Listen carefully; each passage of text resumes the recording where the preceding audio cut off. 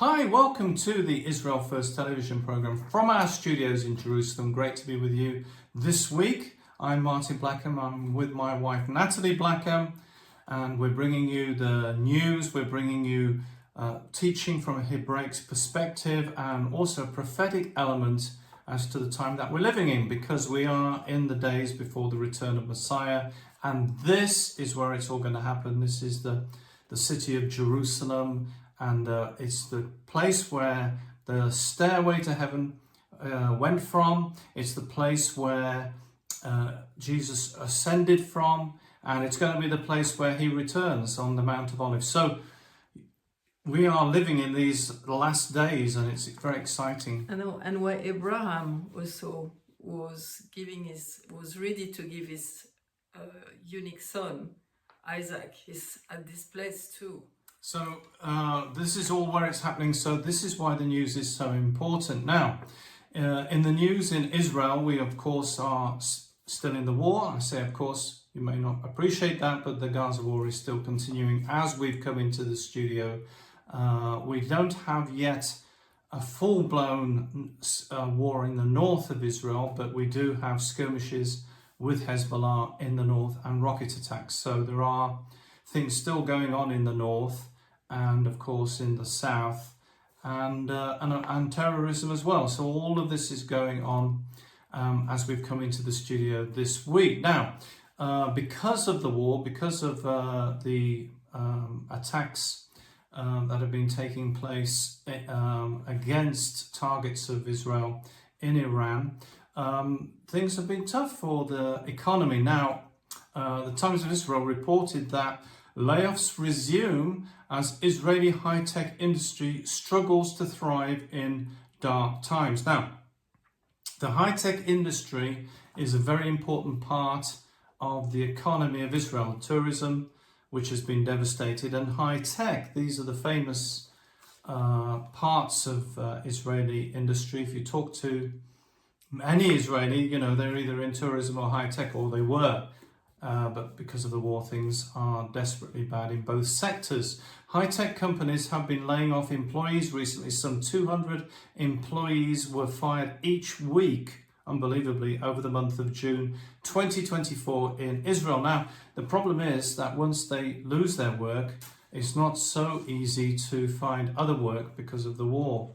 The widespread estimate in the industry is that between a quarter and half of the companies in the last have cut down on manpower by 5 to 10% in the last 4 months. According to data from Israel's Central Bureau of Statistics, June 2024 saw a 2% decrease in available jobs in high tech, which, as I say, has been such an important industry, particularly around the Tel Aviv area, and a 6% decrease in available program developing jobs compared to May 2024. The Israeli High Tech Association does not have statistics about Israeli companies that have closed or international ones that have moved their development centers out of Israel since the war began. But this information is available elsewhere, and Google have removed their R&D for research and development, that is, R&D.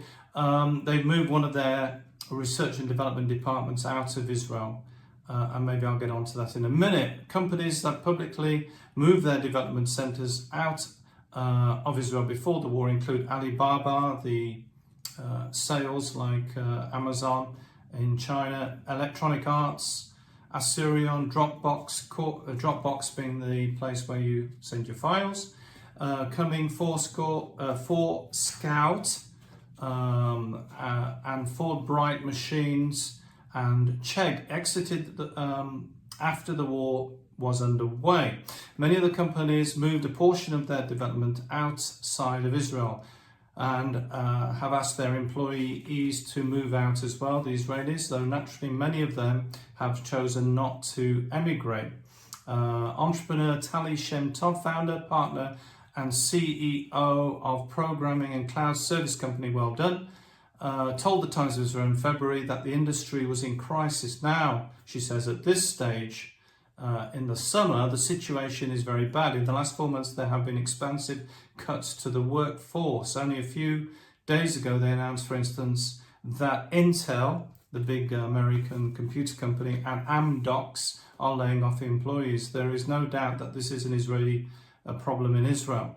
Cyber and defense companies are thriving. In other words, if you work for a cyber or a defense company, you should be okay. But all the rest, programming, retail, e-commerce, and biotech aren't. They are doing very badly. Israel saw a sink in high-tech investments, so not only are employees having to leave, but there isn't investment coming in for companies. Meanwhile, CTech News reported that in August 2024 that the Intel Israel faces potential layoffs of up to 1,500 people. That's a lot of people. Israel isn't a huge country, and 1,500 employees is a massive. The cuts come amid Intel's broader strategy to optimize operations.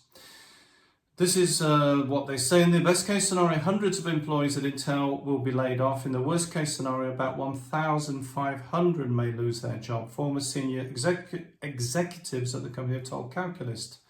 Apparently, Intel Israel employs about 11,700 workers in the country, with 7,800 in development and 3,900 in production costs, while the new and existing factories in Kiryat Gat are not being cancelled. The decision to reduce the workforce significantly could affect the new sites. Intel employs about 4,000 workers in these factories, and the economic impact will affect the economy in the local area.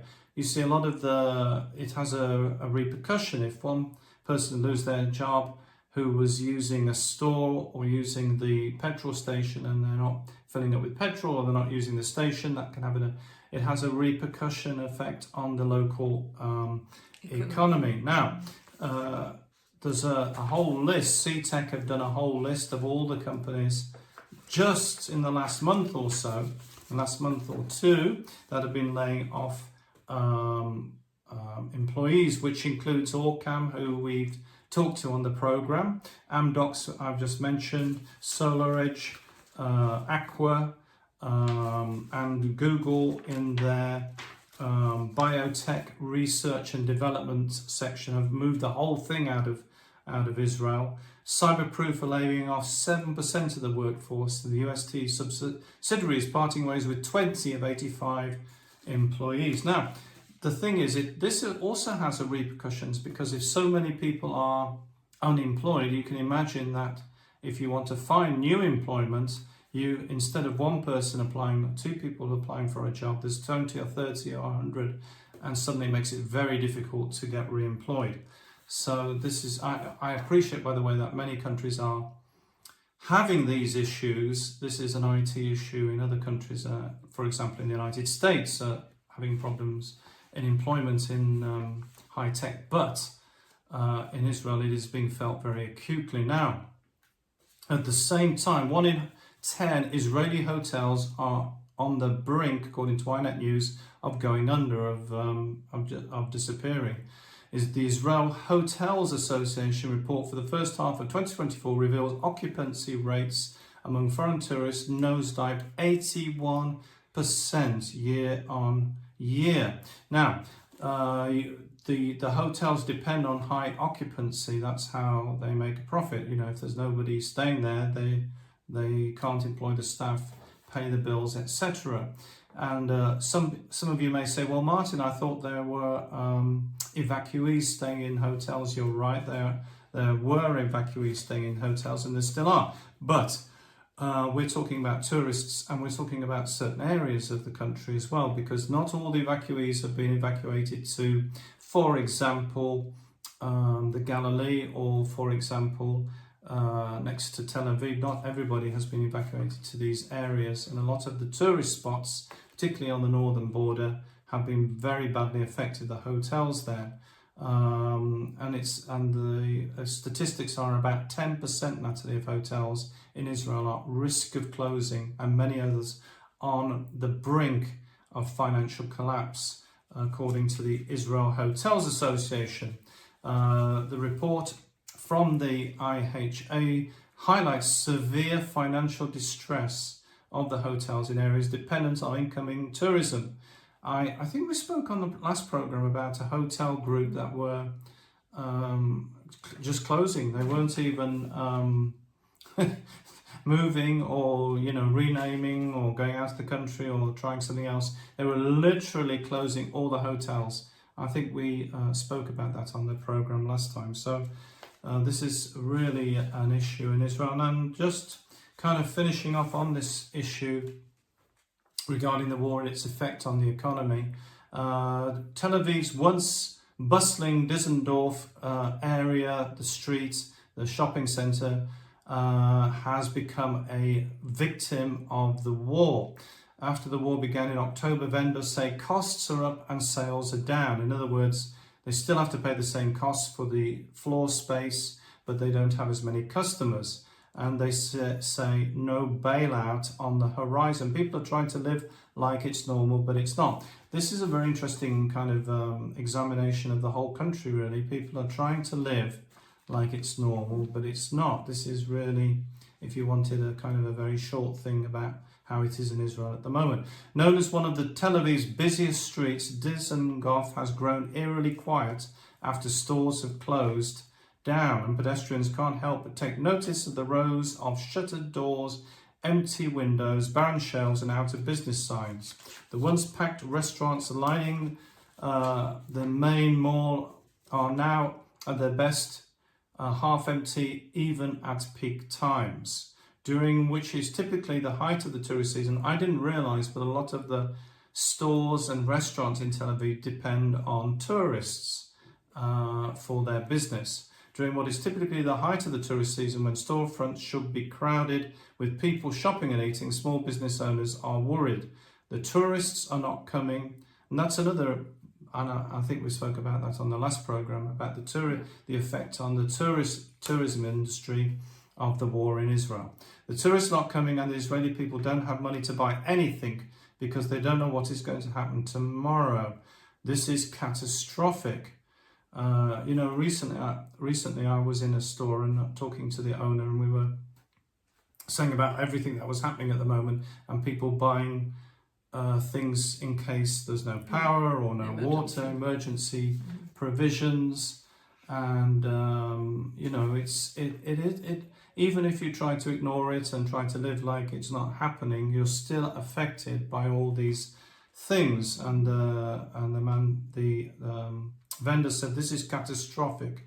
The effect on restaurants, hotels and shops, but this also has a knock-on effect because the very people who work in the shop might have gone to the restaurant, and of course if they don't have the money then they can't go to the restaurant. Some shop owners say they are consistently losing money. We know that a lot of people are buying things online, this is one of the effects, but also if there isn't any tourists, if people are worried about the war, they may cut down. And the cost of operating a store now can often be higher than the money brought in, so that they're starting to literally lose money month on, month off, and so they're getting stressed. And so this also has a knock-on with the health of people in Israel, because if they're stressed, then they have to go to the doctor, and they go to the doctor and they take sleeping pills, and then the whole thing, the health situation deteriorates, and so we have all these different problems coming up at the same time. But the important thing for you to know is that this is all part of the preparations, the birth pangs, getting ready for the return of Messiah, that the Jewish people have to call out to him. There is no other way, and we've just had the Tisha B'Av fast, and lots of people at the Western Wall praying and crying out to God. And at the end of the day, this, Nathalie, I think is the only thing that they can do, because as I just said, so many people losing their jobs, or working in a shop which is no longer functioning, working in a hotel which is struggling or having to close, and this is what it's like I know, in Israel. More and more people are crying to God. because they can't cry to anybody anymore. He's like, everything is collapsing in this way and that way, and he's like for everybody. Now we say like Israel first. The name in Hebrew is Israel Kodem, if I remember. Yeah, Kodem, which means the forerunner, which means the one who comes from the east, because he's coming from the east. You know the passage in Zechariah where he said that he will come on the Mount of Olives, he will put his feet on the Mount of Olives. And something very interesting, you know, when we look at our maps, usually we put the north in up and south down and east on our right and west on our left. Now, if you look, which is very interesting, because this is what we are used to. But when I went to a long time ago, to the office, tourism office in Jerusalem, they gave me a map, and it was a bit weird because it was like, wait a minute, it's like not north, the map wasn't put with the north, it was put that way. It's like east. The north, that's it, is east, because how the Jewish people are looking is the more you turn towards east, okay? So you turn towards the Temple Mount, you turn towards the Western Wall, you turn towards Jerusalem, you turn, when you are in the world, towards Israel, okay? Because Israel is the center of the world. There is a beautiful passage, I think is in Ezekiel 5:5, where he said that is at the center of the world. And it is, okay? When God created the heaven and the earth, when he started the earth, it was like a tiny thing, and it grew from Jerusalem, from Israel, and the world was made. And interesting enough, when you go in Israel and you go in different places, it's like you can have a little catch, like a little glimpse of your own country, because Israel is like a little cosmos. And you go half an hour away from here, you have another type of climate. You go half an hour north, you have another type of climate. It's just amazing to see that. You can feel like Mediterranean, you can feel tropical when you go in the north. It's very interesting, like around Tiberias. Now, one of the things that the Jewish people do, and I think as Christians who love God, who wants to see the Messiah to come, let us learn again more and more with them. We spoke about it, but I wanted to speak about it again today. When we pray, we turn towards Jerusalem. Wherever you are in the world, if you are east of Jerusalem, you turn towards Jerusalem east. If you are west of Jerusalem, because our program goes all around the world, you turn towards Jerusalem, towards Israel, then Jerusalem, then the temple. Which is, some people say, oh my gosh, you want to see the temple again? The temple is like, we speak like this place is like the umbilical cord between the Jerusalem down and the Jerusalem above. And so is the place that God say, if you read the prayer of King Solomon, which is beautiful, you choose that place. God chose that place. And that he say his presence will be there forever. And where is he coming? He's coming just few feet away from the Temple Mount. He's coming onto the Mount of Olives. So this is very important. Which is in the east. Which is in the east. So when they pray, they go towards the east. And the Shekinah left by the east gate. She hovered for a while, the Shekinah, and then she left when she saw that nobody wanted her. And you know, when we feel right now, like you said, it was Tisha B'Av, which was interesting, is a day of prayer and fasting for the Jewish people for the destruction of the two temples. And there was the beginning of the first war and the second war and pogroms. There is a very long list of the 9 of Av, which was a day of disaster. The first one, by the way, was when the spies went to look at the country when Moses sent them, and they went to see, and they give a bad report. And God said, you are giving you a bad report of something good that I want to give you, okay? I'm very sorry, but what you are saying is so powerful that you are going to have the consequences of your word, and it's going to be a bad day. But God is going to change everything again, and in Zechariah 8 is written that we will have this fast day, and there is different fast days, but this is part, the 9 of Av is one of the fast days. It will be turned into feast day, because it will be something very special, because God is going to change things. Turn the things around. When something is wrong, you have till the last minute, you always have to hope, because God can turn the things around. Always, always, always. And is what he's saying. Right now is our emunah, is our faith, who is so important. And with what's happening right now, if we weren't in a difficult time, we won't be crying to God as much as we're crying. Put things right in our life. And God is like moving events that is for everybody around the world, that is saying, put your house in order, put your life in order, put your relationship with the people in order, because they will have, do you remember we spoke about it last week, by Yom Ahu, his day, when he's coming. When he's coming, there is a day where he's coming.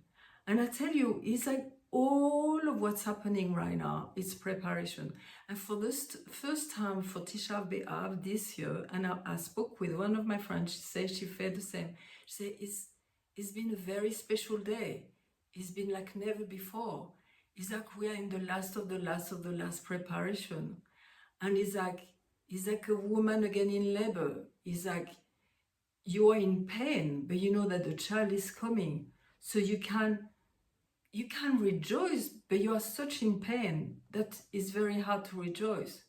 But you know that the rejoicing is coming. So we are in this kind of time right now. We feel it very strong here in Israel, because we say this is the center of the world. But I know that you are feeling it too, because it's all around the world. The final redemption is coming for everybody, the Jews and the Goyim, the nations. And it's all part of this preparation for us to be ready, and for the return of the Lord, and for the return of the saints, and the people, the holy ones. The resurrection. I think we will have the resurrection as well. So who will be resurrected? That'll be very interesting, and all of this is going to happen suddenly. We're suddenly going to be in this situation. And one of the things I didn't mention, I just want to mention it very quickly, is that a lot of businesses in Israel have been suffering for many years, hotels and others, because of all the nonsense with COVID. We had all the lockdowns, which were very strict in Israel, and a lot of shops, if they weren't essential shops, were closed. A lot of restaurants, a lot of hotels, some of them had to close down during that time. And it was a very, very difficult time. And now it's almost like they had a small breathing space, and now we're back almost in COVID type lockdown, because things are so bad. And I wanted to mention it because it's very important for you to know that there's a progression with the pressure we're under. It's not suddenly mounting. It's kind of been mounting for years now, since 2019. Since 2019-20. We've been, the pressure has been mounting, and it's getting more and more, Nathalie, as we get closer to the day of the Lord preparing us. And it's a bit like Nathalie's mentioned before with the plagues. It's like the Jewish people have to be ready for leaving Egypt. Well, it's been great to be with you today. Thank you so much for joining us. Don't forget to visit the website. There's a lot of information there. which is www.israelfirst.org. So go to that straight after you've watched the program and have a look at that. There's a lot of information there. You can watch this program at your leisure whenever you get time. You can have a look at our previous programs. You can look at the news. We have a news page. You can sign up for our weekly newsletter, which Nathalie does, and you can get that in your email inbox and enjoy that. Don't forget, we need your support, your financial support, so please go also, whilst you're on the website, to the donate button. That would be very much appreciated. And remember, we're the program that looks at the land, the people, and the language.